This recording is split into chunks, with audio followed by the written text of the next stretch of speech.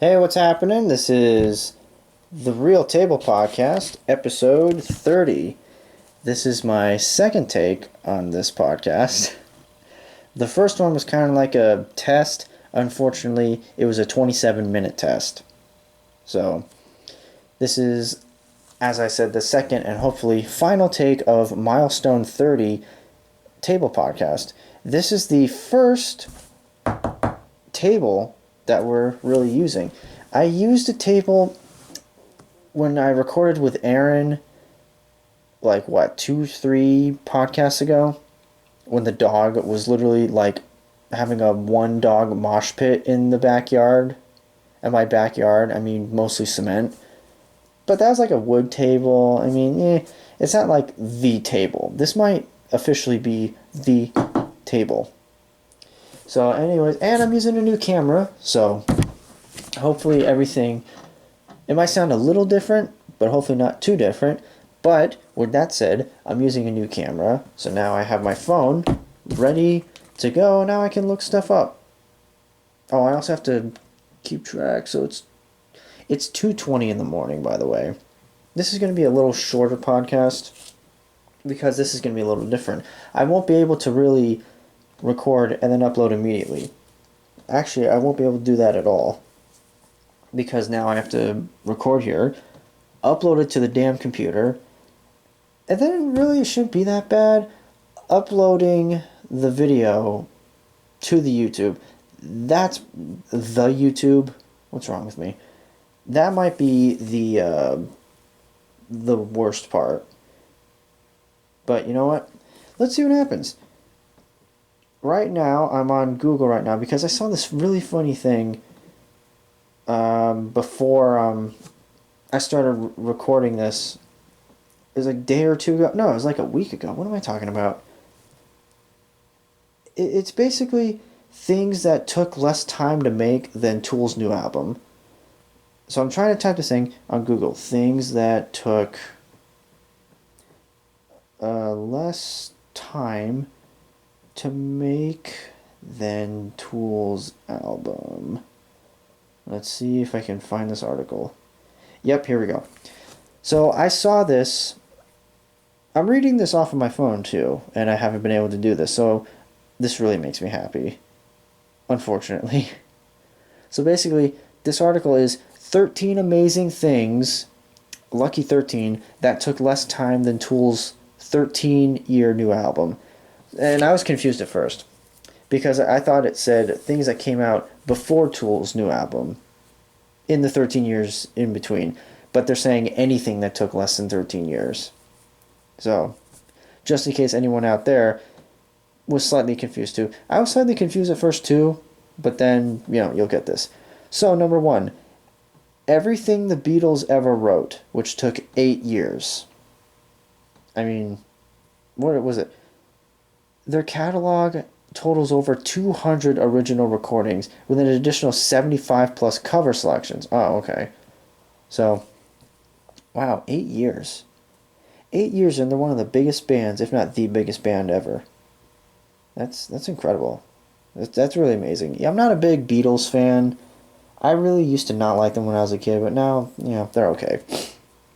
Number 2, Voyager 1 launches plus transmits last photo of solar system from 6 billion kilometers away. 12 years and 5 months. What? Wow. Transmits last photo of solar system 6 billion kilometers away. It only took 12 years and 5 months. Oh, look at that. In 1977. Wait a second. Eventually transmitting its final image back to Earth from 6 billion kilometers away in 1990. Alright, what else we got? Michelangelo paints the Sistine Chapel ceiling, which took him 4 years to do. Slacker. Duration of Alexander the Great's empire, which was 10 years. I thought it was longer than that, to be honest. Let's see. This one was funny. Airing of all 201 episodes of The Office. 8 years. That is... that is weird to think about, but it does make sense if you, it's not that surprising. This one was probably the most surprising. Buckethead releases 229 studio albums, 13 years. I have to actually look that up. Who can make 229 albums? If you took every band that I've ever listened to, added up all their albums, I don't even think it would crack 200. And I'm not just saying that. And by the way, I did read this list once. I skimmed through it. Let's see. Dubai creates plus opens Palm Island, Palm Raya? Probably saying that wrong. 6 years. Okay. Discovery plus implementation of nuclear power. 10 years. That's interesting. The construction of the Hoover Dam. 5 years. 5 years? Really? That's all it took? Well, you know what? Yeah, only took 5 years. I guess that's not that unbelievable. I can believe it. Baby girls reach reproductive maturity generally less than 13 years. I was pretty surprised at that one too, but also surprised that they're comparing it to Tool's new album of how many years it took. Surprised. Walt Disney World conceived plus opened 6 years. Back in 1971. 3 resorts and 2 golf courses. Jeez. Construction of the Eiffel Tower. 2 years. Again, that's pretty surprising. And 12-year-old Scotch distilled, bottled, distributed just over 12 years. Well, crack that shit out because it's coming out. I mean, we still got over a month to go. Slipknot's new record drops in, I think tomorrow will be 2 weeks. Oh, no, wait. Friday would be 2 weeks, excuse me. And then right below this list, it says every Tool song ranked. I'm not going to read all of them. In fact, I'm just going to kind of skip to the top 10. This is Loudwire, by the way. What? They have Schism number 11? How? Schism's like one of the best songs ever written. And you have it as number 11? What was number 12? Jambi? Or Jambi? Yeah, I guess. Let's see. Oh, jeez. Sober, number 10. Yeah, I guess. Vicarious, number 9? I don't know. Who? Loudwire? Really? I think they messed up on this list. 46 and 2, number 8. I might have that one a little lower, but it is a really good song. Excuse me. Number 7, Wings for Marie Part 1 and 10,000 Days Part 2. Wings for Marie, 10,000 Days Part 2. Are you kidding me? That song is 17 minutes, and I think about a solid 12 minutes is Maynard just whispering to the point where you can't even make out what he's saying. It's a sad song, but really, number 7 and every Tool song ever ranked. You put that above Schism. That is not right. Push It's number 6? I mean, come on, man. You see, I like doing this because this is a genuine reaction, and it gives me something to talk about on here. And this is exactly what this podcast needed. Is it needed that little bit of a, shock to keep things moving and alive. Third Eye is number 5. I'd probably have it in my number 10, in my top 10. I just don't think number 5. But, I don't know. Eulogy number 4. That is really surprising. Eulogy is a really good song. Would I have it that high? Not number 4, but I think it'd be just a little bit lower. Number 3, Parabole and Parabola. I wouldn't have it that high, Number 2, Anima. Anima, I believe. Oh, what happened to my phone? Wow, my phone backed out of the article. Isn't that just nifty? And now I can't get back to the list. Well, I think number one was Lateralis. Let me see if I can. Can I scroll back down and find it? Look, there's Push It. There's Eulogy. There's Anima. Give me. Yep, Lateralis. Lateralis is the number one Tool song according to Loudwire. I mean, you know what? I don't know. I don't really agree with the top 12 Tool songs by them. I mean, you have Schism number 11? I mean, come on, dude. Everybody likes Schism. That goes to show you how big and powerful of a song it is. You know why people like it is because it's not a love song, it's a breakup song. And not just that, but it expresses the frustrations and the raw, like, sadness and pain and frustration that somebody feels when they get broken up with. And then you're going to Push It and Parable and Parabola. Actually, I could let those slide. You're going to put Wings for Marie. I would have Wings for Marie so far low. You know, like I said, it's a sad song and it's a great tribute to his mom, but compared to every other Tool song, it's very low. It's very low in the rankings. Anyways, I got this cool thing. I found out that I still had this. A long time ago, I bought this thing. I don't even really know how to describe it. It's a field guide for every state, all 50 states. And I bought another one for all the presidents. Although it stops at George Bush, so it's a little old. But anyways, I think what I'm going to do is I'm just going to go through every 50 states. I'll just do one state a podcast, and I'm going to do it in alphabetical order. So in essence, this is like me being renewed for at least another 50 podcasts. 50 or 51. If you want to storm Area 51, then I'll do another 51 podcast. That way we can get to 81. So anyways, here's the first state, Alabama. Admitted to the Union in December 14th, 1819. 22nd state. They seceded from the Union January 11th, 1861. Now, how many years is that? Because I cannot do math.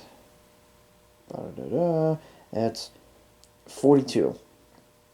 42 years. And then they joined the readmitted to the Union June 25th, 1868, 7 years later. Their nickname is Heart of Dixie? What does that mean? The motto, we dare defend our rights. I think you could say that about most states. But I guess it's Alabama, folks. You know, the capital is Montgomery. Their bird is the yellow hammer, and their flower is camellia. And then they have the picture of the flag, which is just a red X. That's interesting. Let's see. Alabama's reputation as a bastion of the Old South is not unwarranted. How do you say that word? Did I say that right? Hold on. B-A... Oh, I gotta get Google. Can we hear this? Bastion. Jeez. Bastion. Okay. Let me try that again. Alabama's reputation as a bastion of the Old South is not unwarranted. That's the opening sentence. But anyways, it's pretty cool because it's really short. You can read it. It has the shape of the state and everything. Maybe you've seen it, something like this before. All right, what do they have on the back? Alabamians routinely greet visitors with the courtesy and friendliness that are the hallmarks of old-fashioned Southern hospitality. I mean, I've never been to Alabama. I'd go there. Yeah, I mean, why would I not go to Alabama? They don't have any sports over there, though, so I don't know what I'd do. What do states with no sports teams at all do? Like Montana? Or North Dakota, South Dakota? What do they do? West Virginia? Maine? You can't have a sports team in Maine. Yeah, I'm sorry. Yeah, but what's the biggest thing to come from Maine? Stephen King. But you gonna name a sports team after him? The Maine Kings? I mean, it sounds pretty cool, but you're just not gonna see a sports team in Maine. If you have a good sports team name for Maine, please let me know. I would love to hear it. All right, let's see. Blah, blah, blah. NASA's research facility in Huntsville. Huh. Where's that at on the little map thing they got over here? Oh, it's North Alabama. Okay. Let's see. First, inhabitants of Alabama, blah, blah, blah. There was no European settlement in the state until 1702, when the French built a fort at Mobile. Or Mobile. Should really learn how to say words. Here in 1704, America's first Mardi Gras was celebrated. Yeah, 1704. See, I didn't know that. I'm trying to... I'm going to school to try to become a history teacher, so I need to learn all this shit. After the American Revolution, settlers began to move into Indian Territory. Indian Territory, I got something to say about that. Arizona Indian Territory. Not a bad thing, of course. It's just something that a lot of people probably don't know. But let's see, what else I got? The tribes lost the ensuing war to defend their homelands, and by 1837, all the Native American inhabitants of Alabama had been forcibly removed to Oklahoma. Oh, that's so bad. That's so... they had to forcibly removed to Oklahoma. That's too bad. That's really sad. Let's see. Cotton gin, 1802, by a guy named Abraham Mordecai. I think I'm saying that name right. Let's see. What is this? Even after the Civil War and the... wait, hold on. Even after the Civil War and the abolition... Oh my god. Do I have to look up another word, how to say it? Yes, I do. But hey, you know what? I'd rather play it safe and do this than try to say a word and I'm saying it completely wrong. Hold on. Abolition. Abolition. I don't even know how I said it before. Even after the Civil War and the abolition of slavery, the old order passed legislation that kept almost all blacks from voting and promoted a segregated society. Man. What a time to be alive back then. Just...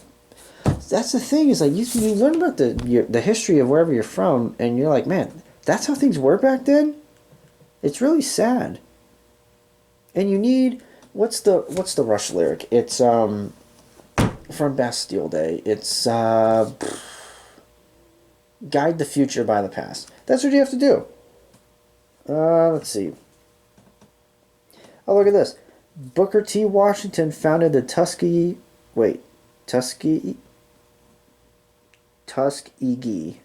Institute in 1881. Look at that. George Washington Carver was a member of the faculty. Okay, now who... I said this a couple weeks ago. I thought, now, I think it was George Washington Carver. Let me see. Is he the one that, the one with the peanut? Ah, yes. Yeah, George Washington Carver. All the stuff. See, I thought he invented peanut butter, but he didn't. He did stuff with it, but he didn't invent peanut butter. Or the peanut. But anyways, yeah. So, what did this say again? George Washington Carver was a member of the faculty. Oh, because Booker Washington founded the Tuskegee Institute. Let's see. And it was in Alabama that the civil rights movement was born when a black seamstress named Rosa Parks defied the law and refused to give up her seat on a Montgomery bus to a white person. Oh, wait. White patron. Sorry. I saw the P and I thought it said person. While I saw the P and I looked away. Let's see. Parks was arrested, and Dr. Martin Luther King Jr. led a successful boycott of the city bus system. To commemorate those times, Maya Lin designed the Civil Rights Memorial for Montgomery. Well, that's all very interesting. And I'm really looking forward to reading about each state's history in a very brief and summarized version, you know. And hey, you know what? With the presidents, you know what? Do I really want to like go through all the presidents too? This is supposed to be a funny comedy podcast, you know. I don't want it to, turn into just a bunch of, hey, listen to all these boring, facts that are cool and you should learn, about history and everything, but you're probably going to bail on this podcast or, you're going to fall asleep. I don't want you to fall asleep in your cubicle, okay? Your boss is probably looking at you right now, wondering why you're not working and why you're either sleeping or just playing. Oh, what was that game? Minesweeper? Fuck that game. I didn't even understand Minesweeper. I just like clicking things. See how long you can go without, Apparently there's a method to that game. I didn't pick it up. There's just no way. I'm not smart enough to do some things, and Minesweeper, I don't think I am. How about this for a sports team in the state of Maine? How about the Maine Minesweepers? Yeah, I know it's dumb. So what are we at? We are probably in the we gotta be over 20 minutes by now. I mean, hopefully. I messaged somebody. How come they haven't messaged me back? God, I hate that. Why is it like... Isn't it funny or ironic how you have so many ways to message someone and get a hold of somebody? I mean, think about it. You have texting. You have phone calls. You can call somebody. You can text them. You can message them on Facebook. You can message them on Snapchat. You can message them on Instagram. You can message them maybe even on Twitter. I'm not even sure. But let's say you can't. That's already 5 things. And if you really want, you can even add email. That's 6. Possibly just 5, but 6 things. Alternative ways that you can message somebody. That is ridiculous. And you know what the funny part is? We have all these ways to communicate with people, but half the time we can't get a hold of these people. You know where it got really weird for me? When on Snapchat you can see where they are if they have themselves on the Snapchat map. That's a little weird. Like, why do you want to be seen where you're at? Jeez, that was loud. Like I said, that's just... I don't get that feature. Because they're basically kind of letting you stalk and be stalked. That's like, you're the hunter, but you're also being hunted at the same time. So, take your pick, fam. But you have all these ways you can call somebody. You can message them in many different ways, and sometimes you can't get a hold of them. And sometimes you try to get a hold of somebody that you can't reach them. You finally run into them, and it's just like, hey, I messaged you. They're just like, oh, I didn't see it. Like, you can't really hide behind anything nowadays. Back then, what did they have in the 80s? They had a phone in the kitchen or a phone in the living room, and you called asking for somebody. Can you imagine that? Yeah, there was a time and place where you called somebody's house and you called and asked their parents picked up. Or somebody, whoever, whether it was a roommate, that you asked for them. Nowadays, everybody's got a phone. I mean, dude, everybody. I mean, little kids have phones. It's getting out of hand. It's getting ridiculous. This is where we're at now. All these, devices where we have our heads down, and we're like hunched over. We're like Gollum. We're like hunched over. We don't want anybody. We cannot.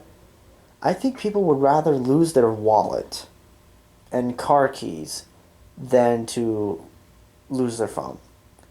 I mean, rightfully so, I get it. I'm not going to like make fun of people, but still, I mean, your phone is your lifeline. If you're separated from your phone outside of your house, then you're a wreck because you need to be next to your phone at all times. You need to have it on you. And that's kind of sad in a sense because the phone nowadays, I mean, even like on this podcast, I'm like reading stuff online partially because I can't come up with much on this podcast. I can't keep it going, man. So I need like the internet. That's the problem. I need the internet. I don't want to have to need the internet. Like I should be better than that, right? Shouldn't we all be a little bit better than this? But you know what? Here's another thing. Motorcycles.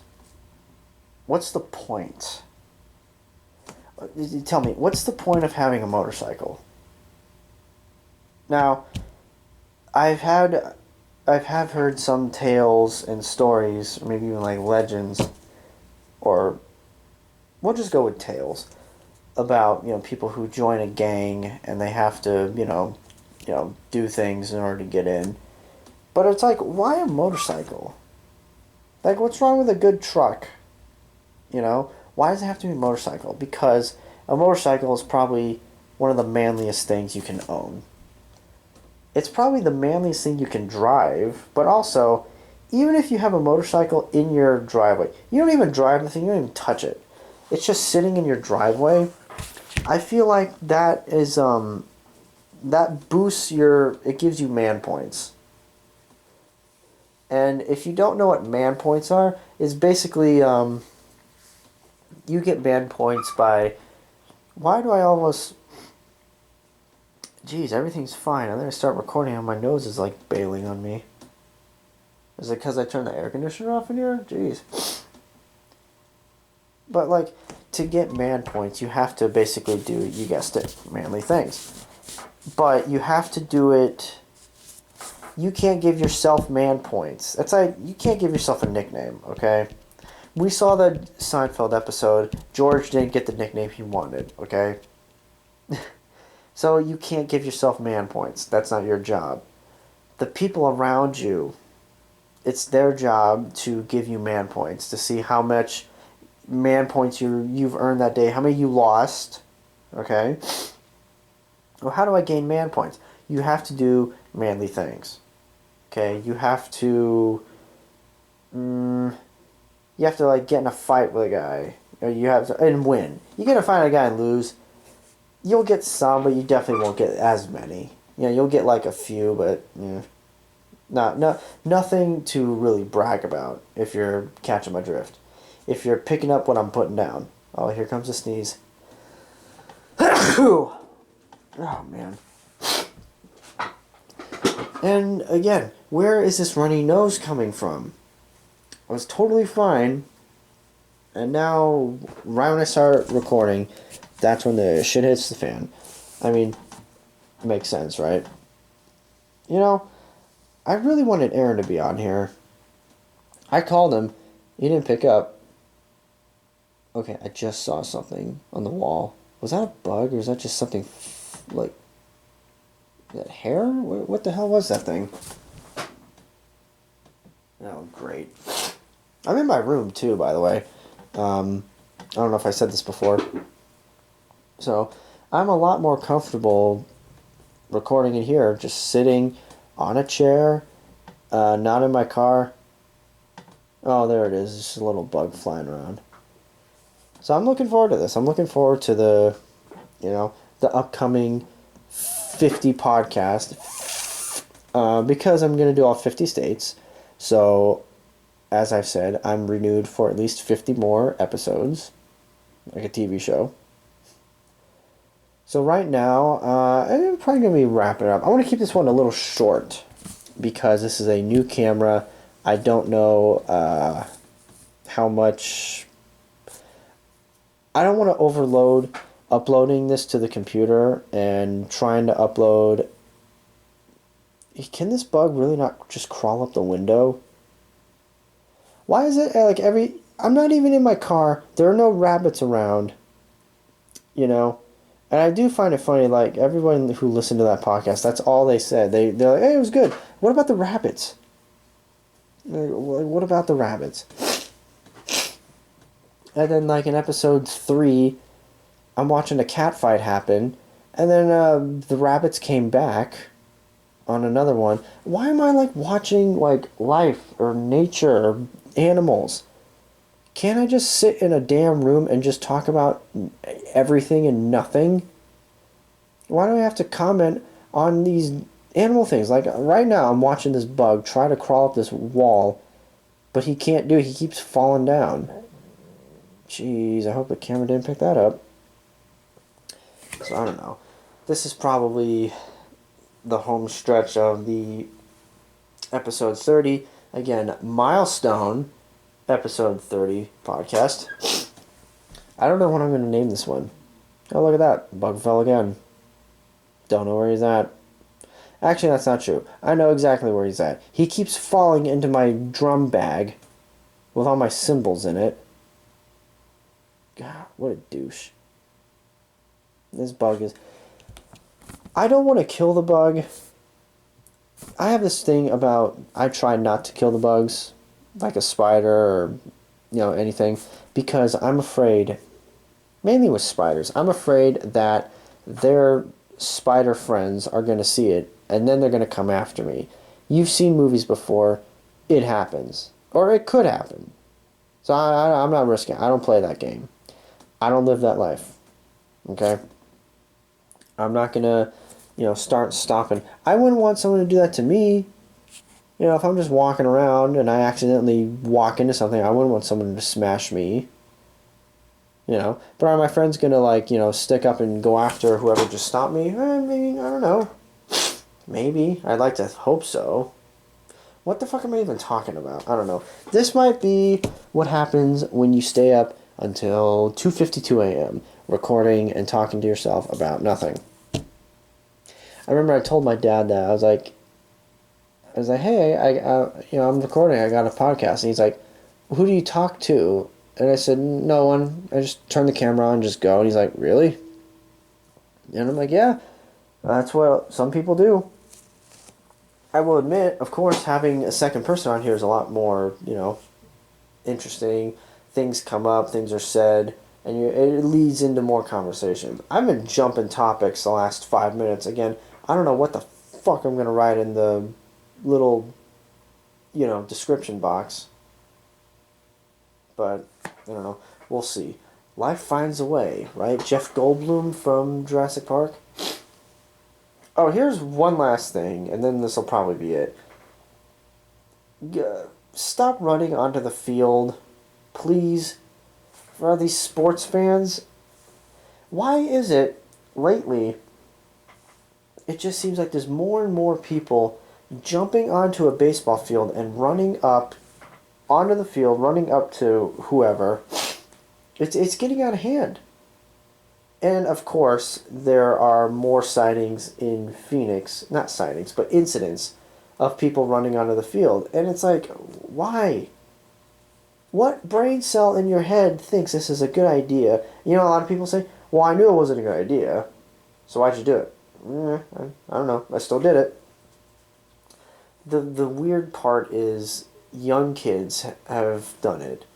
Well, if a young kid walks onto a baseball field, security runs and tackles a 9, 10-year-old, ironically, I feel like there's going to be a bunch of lawsuits going back and forth. Maybe. I don't know. But there have been these girls that walk onto the field and then just walk up and try to get a picture or give somebody a hug. Today I saw a video of a guy, he literally just walked onto the field, walked to the batter's box, and tried to shake the guy's hand. It's ridiculous. Stop doing this. It's not making us look any better. Baseball is a sport. Or any sport. It doesn't look... you don't see guys jumping onto the ice rink. They can't do it. Also, if they did, you gotta give that guy credit. those hockey players are big and tough, and even the coaches are like big and pretty intimidating. So if you see a guy like jumping into an ice rink, you know that guy's like the real deal. Okay. But anyways, you know what?